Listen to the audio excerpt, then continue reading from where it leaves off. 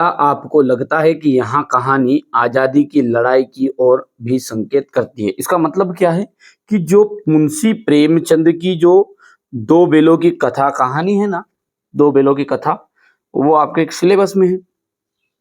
तो उस कहानी को देखकर आपको क्या लगता है कि ये जो कहानी है ये क्या आजादी की लड़ाई की ओर भी संकेत करती है? तो हाँ, प्रेमचंद्र ने क्या किया था, स्वतंत्रता आंदोलन में सक्रिय भाग लिया था। सक्रिय भाग लिया था क्योंकि ये जो इनकी पुस्तक है प्रेमचंद की, ये 1931 में प्रकाशित हुई थी। ठीक है, ये कब हुई थी? 1931। और उस टाइम पे स्वतंत्रता आंदोलन चल रहा था, सक्रिय भाग में था। तो प्रेमचंद ने स्वतंत्रता आंदोलन में सक्रिय भाग लिया था। कहानी की रचना के समय स्वतंत्रता आंदोलन तीव्र गति से चल रहा था। कहानी के रचना के समय क्या रहा था? स्वतंत्रता आंदोलन तीव्र गति से चल रहा था। इसलिए यहाँ बिल्कुल स्वाभाविक है, बिल्कुल ये स्वाभाविक है कि प्रेमचंद ने बेलो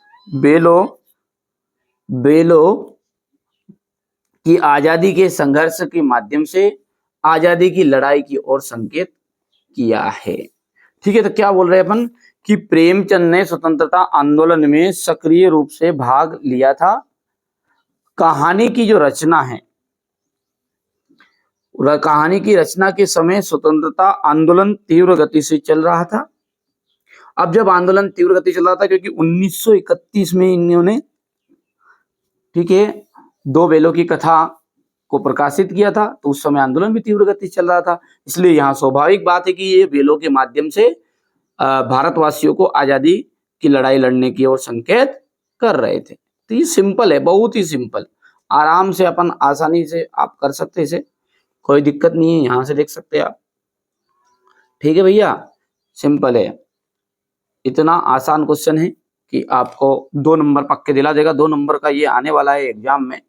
ठीक है भैया, तो क्लास 9th के जितने भी बच्चे हैं बिल्कुल आप निश्चिंत रहिए, क्योंकि मैं आपको सबसे सरल भाषा में क्वेश्चन आंसर समझाऊंगा, साथ में आपका पूरे एमपी क्वेश्चन बताऊं। फालतू चीजों को हम नहीं पढ़ेंगे जो आपके सिलेबस में आएगी भी नहीं और एग्जाम में भी नहीं आएगी। सिलेबस में भले ही है पर एग्जाम में नहीं आए।